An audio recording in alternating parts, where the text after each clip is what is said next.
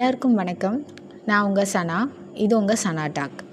இன்றைக்கி நான் உங்ககிட்ட என்ன புக்கு கொண்டு வந்திருக்கேன் அப்படின்னா, சாரு நிவேதிதா அவர்களால் இயற்றப்பட்ட தேகம் அப்படின்ற புத்தகம் தான். தேகம் அப்படின் போதே நம்ம எல்லாத்துக்குமே தெரிஞ்சிடும், அது வந்து உடலை தான் குறிக்குது அப்படின்ட்டு. அப்போது இந்த புக்கு வந்து உடலை சார்ந்து என்ன விஷயங்களை நம்மகிட்ட சொல்லுது அப்படின்னு நிறைய பேத்துக்கு கேள்வி இருக்கும். எனக்கு அப்படி ஒரு கேள்வி இருந்தனால அந்த கேள்விக்கு விடை தெரியறதுக்காக தான் இந்த புக்கு படித்தேன். ஃபஸ்ட்டு இந்த புக்கை பற்றி ஒரு சின்ன அவுட்லைன் கொடுக்குறேன். இந்த புக்கு வந்து கிட்டத்தட்ட ஒரு 200-300 பேஜுக்குள்ளே தான் இருக்கும். அதனால் நம்ம வந்து ரொம்ப நேரம் ஆகும் அப்படிலாம் கவலைப்பட வேண்டாம். எடுத்த உடனே நம்ம படிச்சிட முடியும். 2வது விஷயம், சுவாரஸ்யமாக இருக்கும். நீங்கள் வந்து அந்த புக்கை எடுத்தோடனே லேக் ஆகிற மாதிரி இருக்காது, கதை வந்து புரியாத மாதிரி இருக்காது, அப்படி எதுவுமே இருக்காது. உங்களுக்கு வந்து ஒரு சுவாரஸ்யம் கொடுத்துட்டே இருக்கும். அதனால் நீங்கள் வந்து கடகடன்னு இந்த புக்கை படிச்சிடலாம். அப்புறம் இது கம்மியான பேஜ் அப்படி சொல்கிறேன்னா, அதனால் நம்ம அதுதான் கொஞ்சம் தான் இருக்குது, நம்ம முடிச்சிடலாம் அப்படின்ற ஒரு தைரியத்தில் இந்த புக்கை முடிச்சிடலாம். இனி நம்ம வந்து இந்த கதையை பற்றி பார்ப்போம். இது எதை பற்றி சொல்லுது அப்படின்னா, இது வந்து நம்ம மற்ற புதினங்களாட்டா ஒரு கதாபாத்திரம் வருவாங்க. அந்த கதாபாத்திரத்தோட வாழ்க்கைக்கு பின்னாடி போயிட்டுருப்போம். அவங்க வாழ்க்கையில் ஏதோ ஒரு விஷயத்த ஃபேஸ் பண்ணுவாங்க. அந்த ஃபேஸ் பண்ணுற விஷயத்த எப்படி சால்வ் பண்ணுறாங்க அப்படின்ற மாதிரிலாம் இந்த புக் இருக்காது. இந்த புக்கில் ஒரு கதாபாத்திரம் வரும், நிறைய கதாபாத்திரங்கள் இருக்காது. அந்த முக்கியமான கதாபாத்திரத்தோட பேர் என்ன அப்படின்னா தர்மன். இப்போ இவரோட வாழ்க்கையில் நடக்கிற எல்லா விஷயங்களையுமே இங்கே நம்ம இந்த நாவலில் பார்த்து தெரிஞ்சுக்க போகிறோம் அப்படின்னு கேட்டால் கண்டிப்பாக கிடையாது. அவர் வாழ்க்கையில் நடந்த ஒரு சின்ன பீரியடை மட்டும் நமக்கு இங்கே காமிக்கிறாங்க. அது அந்த தலைப்புக்கு பொருத்தமாக இருக்கிற ஒரு பீரியடாட்ட நம்ம வந்து இதை வச்சுக்கலாம். அந்த தர்மனோட வாழ்க்கை எப்படி சொல்கிறாங்க அப்படின்னா, அவர் வந்து ஃபஸ்ட்டு ஒரு சிறிய இடத்துலேருந்து, அதாவது சிறிய இடம் அப்படின்னா கிட்டத்தட்ட இந்த சேரி மாதிரியான ஒரு இடத்துலேருந்து அவர் பிறந்து வளர்ந்து அந்த ஏரியாவாட்ட அவரோட சிறு பிரயாலத்தை சொல்கிறாரு. சிறு வயது எப்படி இருந்துச்சு அப்படின்ட்டு. அதுக்கப்புறம் இந்த கதை எங்கே நோக்கி போகுது அப்படின்னா, இவர் வந்து திரும்பி இவருக்கு வந்து ஒரு நட்பு கிடைக்கிது. அந்த நட்பு மூலமாக இவர் என்ன செய்கிறாரு, இதுதான் இந்த கதை. கடைசியில் திரும்பி அந்த நட்பை சந்திக்கும்போது அந்த வாழ்க்கை, அதாவது இந்த நட்பு இது ஃபுல் கதையிலுமே நீங்கள் வந்து ஒரு பெரிய தொடர் கதையாட்டாக வரும் அப்படின்லாம் நீங்கள் நினச்சிங்கன்னா கண்டிப்பாக தொடர் கதை கிடையாது. ஒரு சிறு பகுதியை மட்டும் நமக்கு கொடுத்துருக்கிறது தான் இந்த தேகம் நாவல்.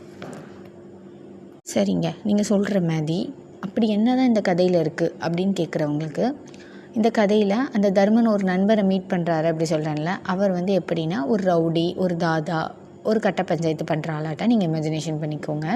அவர் வந்து கொலைகள் பண்ணுவார். ஆனால் ஒரு பையனை கொலை பண்ணுறதுக்கு அவருக்கு உடன்பாடு கிடையாது. கொலை பண்ணாமல் என்ன பண்ண முடியும்? ஒருத்தனுக்கு பழி வாங்கணும், அவனை கொலை பண்ணக்கூடாது. அப்போ என்ன பண்ணலாம் அப்படின்போது அவங்களுக்கு கிடைக்கிற ஐடியா தான் டார்ச்சர் பண்ணணும். அவனை வந்து பண்ணுற சித்திரவாதையில் படுத்துகிற கொடுமையில் அவன் செய்த ஒரு விஷயத்த உணரணும். அதாவது இதுதான் அந்த கதையோட அடித்தளமே அதுதான். அதாவது அந்த பையன் ஒரு தவறு பண்ணியிருப்பான். அந்த தவறுக்கு மரண தண்டனை வந்து சுலபமாக கிடைக்கக்கூடாது. மரணம் அப்படின்றது அவன் ஈஸியாக வந்து தப்பிச்சிருவான். அப்படி இருக்கக்கூடாது.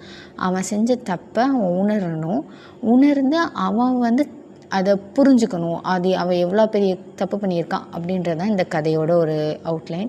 இடையில இப்போ நீங்கள் வந்து நினைக்கலாம், நிறைய இவ்வளோ ஒரு பயங்கரமாக நீ சொல்கிற, அப்போ அந்த கதை வந்து படிக்க நமக்கு அப்படியே தானே இருக்கும், ஒரே பயங்கரமாக போகும் அப்படின்றவங்களுக்கு ஒரு சின்ன விஷயம் சொல்கிறேன். அப்படி கிடையாது. கதையில் இடையில இந்த தர்மன் கதாபாத்திரத்திற்கு ஒரு காதல் கடிதங்கள் வரும். அந்த காதல் கடிதத்தையும் அவருக்கு வந்து 2 விதமாக, அதாவது 2 கதையும் ஒரே இதில் அப்படியே கொண்டு போவார். அது வந்து நமக்கு வந்து ஒரு வித்தியாசமே தெரியாது. இப்போ இவர் ஏன் இங்கே இருக்கார், ஏன் அங்கே போகிறாரு, எதுக்காக இந்த இது பண்ணுறாங்க அப்படிலாம் இருக்காது. ஒரு அழகாக நம்மளை எந்த அளவுக்கு ஒரு ஹாட் சீட்டில் உட்கார வைக்கிறாரோ அதையாட்ட ஒரு லவ் சீட்லேயும் நம்மளை வந்து இந்த புக்கில் உட்கார வச்சுருப்பார் சாரு நிவேதிதா. கண்டிப்பாக எல்லோரும் வாசிக்க வேண்டிய ஒரு புக்கு அப்படின்னா இந்த தேகத்தை சொல்லுவேன். ஏன்னா சாருவோட எழுத்தை வந்து இதுக்கு முன்னாடி உங்களுக்கு தெரியலை, நீங்கள் படித்ததே கிடையாது, நான் முதல்ல ட்ரை பண்ணணும் அப்படின்னா அதில் வந்து முக்கியமாக ஒரு கட்டுரை புத்தகங்கள் முன்னாடி ட்ரை பண்ணலாம். அப்படி கட்டுரை புத்தகங்கள் நான் பார்க்க மாட்டேன், நாவல் போகணும் அப்படின்னா இந்த நாவல் நீங்கள் ட்ரை பண்ணலாம். ஒரு குறுநாவல். அதுவும் முக்கியமாக இதில் என்ன அடிப்படை அப்படின்னா, ஒரு உடல் மேலே ஒரு வன்முறை நடக்குது. அந்த வன்முறை எவ்வளோ கொடூரமானது, அந்த வன்முறை, அதாவது அந்த வன்முறை தான் எவ்வளோ கொடூரமாக இருக்குது அப்படின்ற விஷயங்களை வந்து இந்த புக்கில் வந்து ரொம்ப அதிகமாக அடிப்படை விஷயங்கள் நிறையா வந்து இதில் வந்து ஆசிரியர் சொல்லியிருப்பார். அது மட்டும் இல்லாமல் இப்போ நிறைய பேத்துக்கு சைக்கோட்டிக் த்ரில்லர், மர்டர் பண்ணுற மாதிரி இல்லைனா அந்த மாதிரி புத்தகங்கள், ஆங்கில புத்தகங்கள் நம்ம படிக்கிறோம். அதையாட்டா இருக்கிற ஒரு தமிழ் புத்தகத்தை நம்ம ட்ரை பண்ணலாம். ஆனால் இதுக்குன்னு அதுக்கு சைக்கோட்டிக் த்ரில்லர்னு சொல்ல மாட்டேன். ஆனால் கொஞ்சம் ரிலேட்டடாக ஒரு டார்ச்சர்ன்றதுமே இவர் வந்து நிறைய சொல்ல மாட்டார். ஒரு 2-3 சீனில் அந்த டார்ச்சரை பற்றி அவர் சொல்லுவார். அதாவது 3 கட்டங்களாக ஒரு டார்ச்சருமே பண்ணிகிட்டே இருப்பாங்கன்னு சொல்ல மாட்டேன்.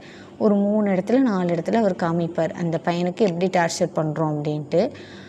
அந்த இது வந்து இதையாட்ட இந்த மாதிரி ஒரு வெளிப்படையாக ஒரு விஷயத்த வந்து எந்த தமிழ் புத்தகங்களும் இது வரைக்கும் நான் படித்த புத்தகங்கள் எதுவுமே பேசினது கிடையாது. அதனால் சார்நிவேதோட தேகத்தை அனைவரும் முடிஞ்ச அளவுக்கு ட்ரை பண்ணுங்கள். அதையாட்டம் அந்த பையன் என்ன தவறு செஞ்சான், எதுக்காக அவனுக்கு வந்து இந்த ஒரு வன்முறையை கையாளணும், அதுவும் ஏன் அவனை வந்து டார்ச்சர் பண்ணி அவன் உடம்புல அவனுக்கு வந்து அந்த டார்ச்சர் அவர் விவரிக்கிற விஷயங்கள் எல்லாமே வந்து பயங்கரமாகவும் இருக்கும். ஆனால் அது சரி அப்படின்னு நம்ம வந்து கடைசியில் ஒத்துக்கிற அளவுக்கு அந்த கதையை கொண்டு போயிருப்பார். அதனால் எல்லோரும் இந்த புக்கை வாசிக்க எனது பரிந்துரைக்கிறேன். நன்றி. இன்னொரு காணொளியில் சந்திப்போம்.